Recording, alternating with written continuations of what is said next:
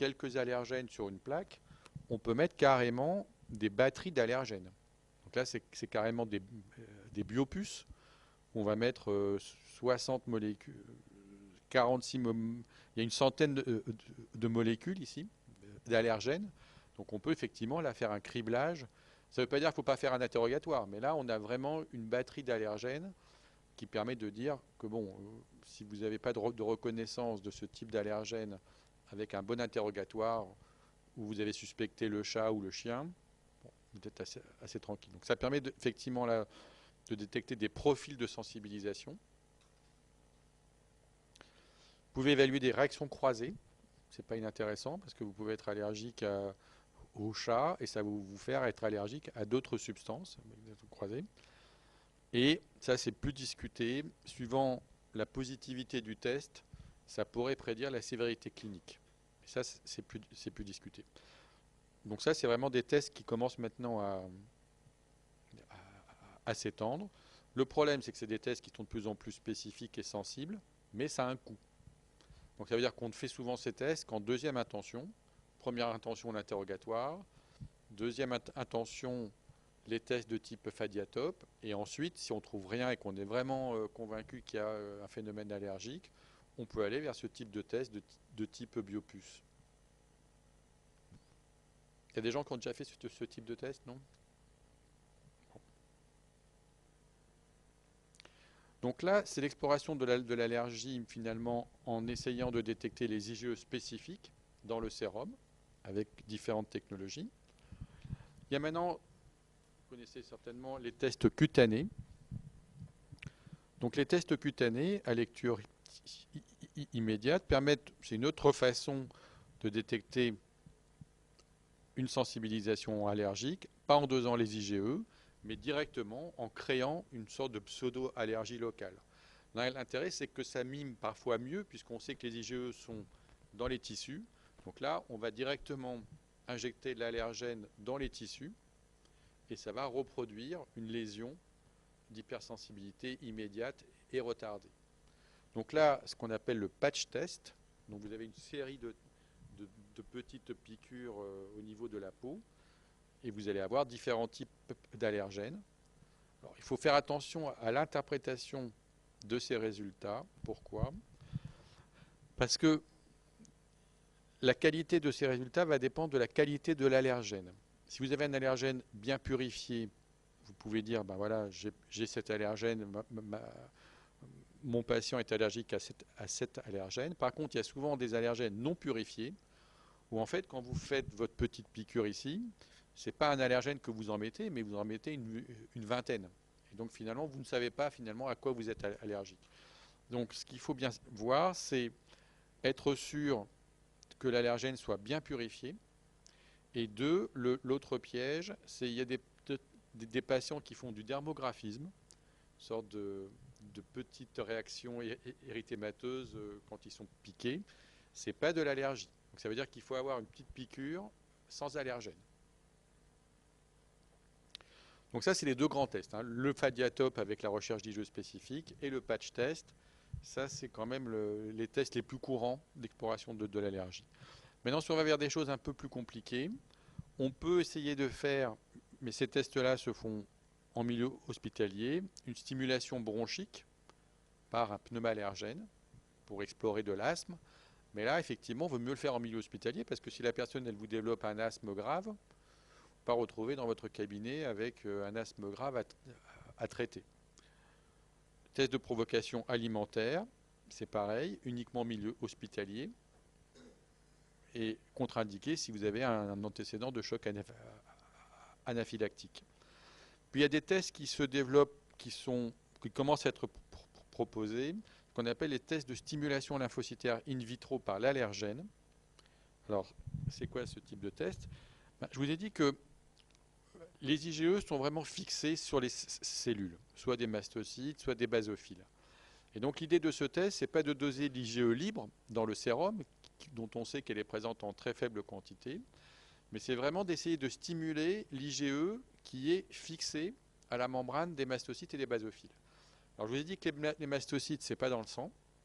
Donc pour pouvoir faire ce test de façon pas trop compliquée avec des biopsies et tout ça, c'est qu'on va prendre dans le sang, on va isoler les basophiles qui peuvent avoir des IgE à leur membrane et on va prendre ces basophiles, donc vous faites une prise de sang, vous isolez les basophiles.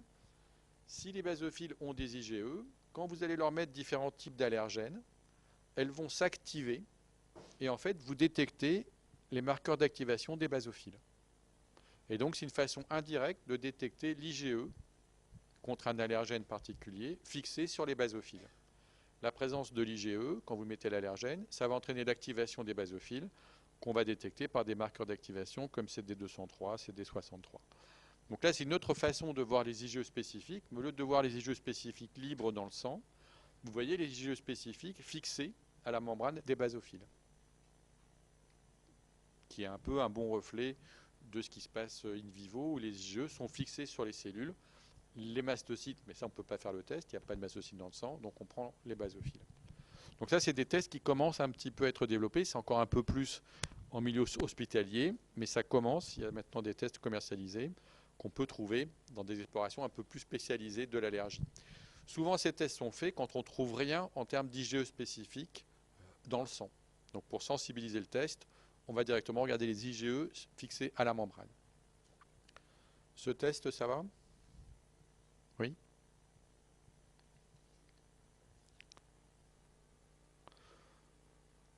Alors, principe de traitement. Alors, le meilleur traitement de l'allergie, c'est d'éliminer l'allergène. Effectivement, c'est pour ça qu'il faut vraiment faire des enquêtes. L'interrogatoire est très important. Le risque aujourd'hui, c'est comme il y a des nouveaux tests assez puissants, les médecins ne font plus l'enquête, l'interrogatoire, ils font tout de suite faire un Fadiatop ou les techniques de Biopuce. Mais ça, c'est pas bien parce qu'il faut toujours orienter ces tests. Alors, les acariens, ben, comment faire? Ben, entretien de la literie, les oreillers, les coussins avec les plumes, ça il faut vraiment éliminer. Les tapis, les moquettes, etc., c'est vraiment des, des lits d'acariens. Souvent la température, il ne faut pas des températures trop élevées dans un appartement pour une personne qui est allergique aux acariens, parce que les acariens n'aiment pas les températures inférieures à 20 degrés. Bon. Ensuite, au niveau des animaux domestiques, une fois que vous avez suspecté le chat, ben, ce n'est pas facile de dire à la personne qu'il faut se débarrasser du chat. Ça veut dire qu'il faudrait au moins essayer de séparer les chambres d'enfants, ne pas dire au chat, enfin empêcher le chat d'aller dans la chambre de l'enfant la nuit ou pour ne pas qu'il déclenche un asthme ou des choses de ce type. Favoriser les zones pour les animaux domestiques, pour les enfants. Bon, c'est facile à dire, mais l'enfant, lui, il a envie de voir le chat. Donc si vous lui dites qu'il n'a pas le droit de venir dans ta chambre, ça peut poser de vrais...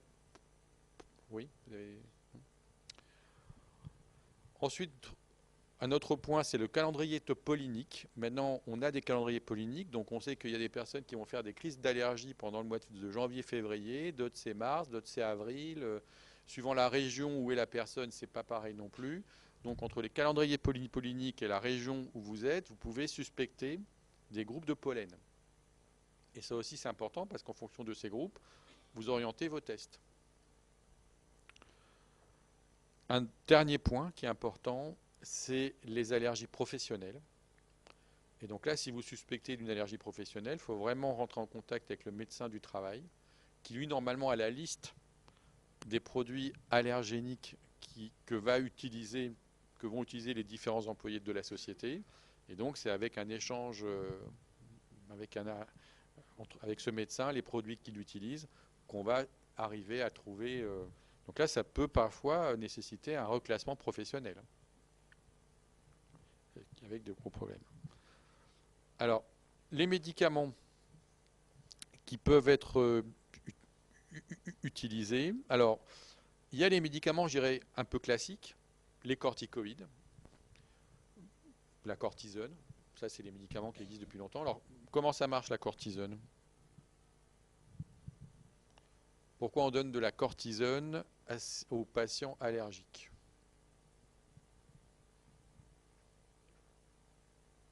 Non, pas de... C'est le médicament le plus courant. Non, vous ne savez pas? Alors, oui, excusez-moi. C'est un immunosuppresseur, oui, exact. Donc, pardon? Exact. Donc, les corticoïdes, c'est un immunosuppresseur. Ça va diminuer les cytokines pro-inflammatoires, notamment la réaction secondaire, avec les recrutements des eosinophiles. Il a peu d'action sur les mastocytes, sur les IgE, mais il a une action sur l'inflammation. Et je vous rappelle, je vous ai dit qu'il y a un recrutement secondaire de cellules inflammatoires. Donc les corticoïdes, effectivement, ça va inhiber les leucotriènes, les prostaglandines, le recrutement des cellules. Pas l'initiation de la réaction allergique, ça n'inhibe pas la dégranulation des mastocytes. Le problème, c'est comme l'a dit votre camarade, c'est un immunosuppresseur. Donc de mettre des immunosuppresseurs à long terme à des patients, bah, c'est pas très bien, parce que ça veut dire qu'ils vont être moins bien au niveau de leur défense immunitaire et qu'ils peuvent développer des infections secondaires, voire d'autres types de pathologies. Donc c'est pour ça que les gens essayent aujourd'hui de développer des médicaments anti-allergiques, mais un peu plus spécifiques. Alors, les premiers qui étaient un peu plus spécifiques, c'est ce qu'on appelle les antihistaminiques. Donc ça, je vous ferai dans le dernier cours immunothérapie, on développera un petit peu ça, mais je vous dis quand même quelques mots. Mais non, il y a 2 cours d'immunothérapie, dont un, je vais parler de l'allergie. Donc les antihistaminiques, ben, vous comprenez, la dégranulation, ça va libérer l'histamine. Donc vous mettez un antihistaminique, ça va limiter l'effet de la dégranulation. Mais comme vous vous rappelez, l'histamine, c'est assez rapide. C'est-à-dire que ça arrive très vite. Donc les antihistaminiques, ça marche au niveau de la phase aiguë. Mais si vous êtes trop loin de la phase aiguë, ça ne marchera plus. Parce que là, il y a les autres acteurs de l'allergie qui interviennent. Alors, je mets non anticholinergiques parce que les premiers antihistaminiques, ils étaient très sédatifs. Donc maintenant, avec les nouveaux non anticholinergiques, il y a moins de sédation. Les antileucotriènes, ben, vous vous rappelez dans la cascade, avec l'acide arachidonique, la lipo-oxygénase, ont généré ces leucotriènes qui sont des puissants bronchoconstricteurs et qui vont aussi recruter d'autres cellules immunitaires. Donc il y a maintenant des antileucotriènes spécifiques. Et enfin, les agonistes bêta-adrénergiques, c'est vraiment, là, on donne ça en cas de choc anaphylactique. Là, c'est vraiment l'urgence. Il faut avoir la trousse. Alors, d'autres médicaments, toujours pareil, un peu plus spécifiques. On en parlera lors du prochain cours immunothérapie. Ben, ce sont carrément des anticorps anti-IgE qui vont inhiber la liaison des IgE au récepteur FC de type 1 pour les IgE. Comment ça marche ça? Vous avez une idée? Vous pouvez m'expliquer pourquoi de donner un anticorps anti-IgE, ça peut marcher dans l'allergie? Parce que ça ne détruit pas les IgE, ça va juste inhiber la liaison. Pourquoi ces anticorps anti-IgE ont démontré une efficacité dans l'asthme IgE dépendant et allergique? Non, vous ne voyez pas? Ben, ce qui est important finalement dans l'allergie, ce n'est pas tellement les IgE, c'est les IgE fixés sur leur récepteur, et lorsque l'allergène arrive, il va y avoir une transduction du signal et une dégranulation. Si vous empêchez l'IgE de se fixer sur son récepteur, si l'allergène rencontre l'IgE dans le sang, ben, il ne se passera pas grand-chose. Ce qui pose problème, c'est quand l'allergène rencontre l'IgE à la membrane du mastocyte. Et donc, s'il n'y a pas d'IgE à la membrane du mastocyte, le mastocyte qui voit l'allergène sans IgE, il ne va pas dégranuler. Donc, c'est pour ça que ce médicament, cet anticorps, qui inhibe la liaison de l'IgE sur son récepteur sur les mastocytes, ben finalement, il va empêcher la dégranulation. Et que même s'il va y avoir toujours de l'IgE sérique, cet IgE sérique n'est pas pathogénique. Ça va, ça? Oui?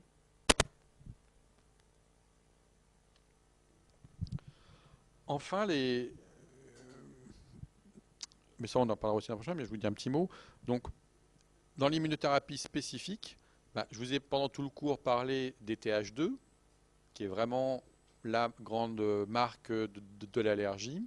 Donc, ce que les gens vont essayer de faire, c'est de transformer cette réaction TH2 contre l'allergène vers une réaction TH1. On veut finalement reprogrammer la réponse immunitaire pour qu'au lieu d'avoir de l'IL4, des IgE et compagnie, ben quand la personne est en contact avec l'allergène, elle développe une réponse TH1, donc IL2, interféron, et il n'y aura pas de problème d'allergie.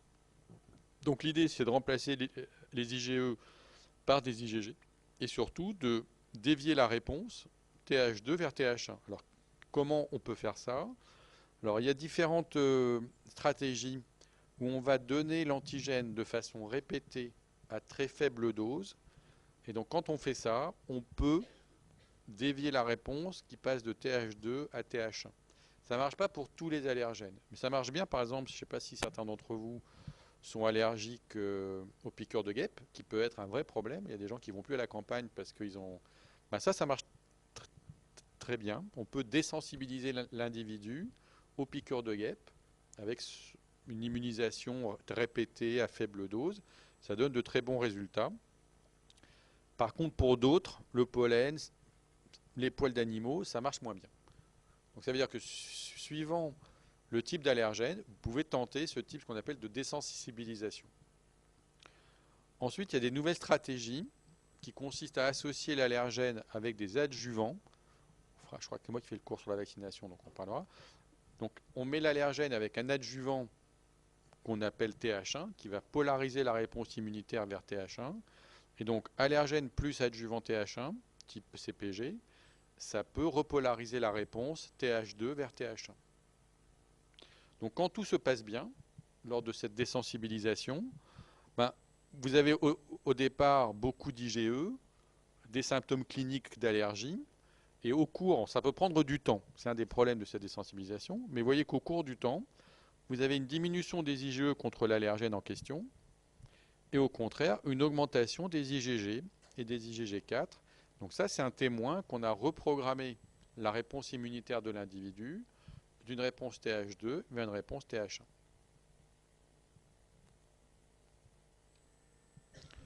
Donc pour conclure, les points qui me semblaient importants, donc définir ce que c'est qu'un terrain atopique, donc la prédisposition génétique à produire des IgE contre des allergènes, savoir ce que c'est qu'une allergie de type 1, donc vous vous rappelez, allergies de type 1, c'est des allergies qui sont médiées par les IgE, savoir quand même qu'en dehors des IgE, il y a aussi des réactions d'hypersensibilité retardées où il y a d'autres cellules qui interviennent, notamment les lymphocytes CD8 cytotoxiques. Connaître par cœur la régulation de la production d'IgE par les différentes cytokines, le rôle de l'IL4 et de l'IL13. Et vous rappelez que l'IL13 n'intervient pas vraiment dans la régulation des IgE, mais dans la production de mucus et dans la contraction des muscles lisses. Pour faire un peu plus moderne, vous parlez des autres cytokines qui interviennent dans la régulation TH2, notamment les cytokines épithéliales, puisque tout ce qu'on a vu là jusqu'à présent, c'était les cytokines produites par les lymphocytes T. Donc cytokines épithéliales, c'est TSLP, IL33, IL25. Un point qui est vraiment important pour comprendre à la fois l'exploration de l'allergie et les approches thérapeutiques, c'est que ce qui est important, c'est surtout les IgE tissulaires, fixés sur les mastocytes via le récepteur FC de type 1. Donc là, la conséquence de la dégranulation, lorsqu'il y a la rencontre de l'allergène, avec la première phase et la deuxième phase très précoce et phase plus tardive, 8-12 heures. L'exploration de l'allergie, on vient de le voir, il faut bien faire la différence entre le dosage d'IgE total, d'IgE spécifique et les patch tests. Et enfin, les grands principes thérapeutiques qu'on reverra lors de notre dernier cours, l'éviction de l'allergène, les traitements un petit peu non spécifiques qui servent à diminuer la réaction inflammatoire, voire la désensibilisation pour certains types d'allergènes.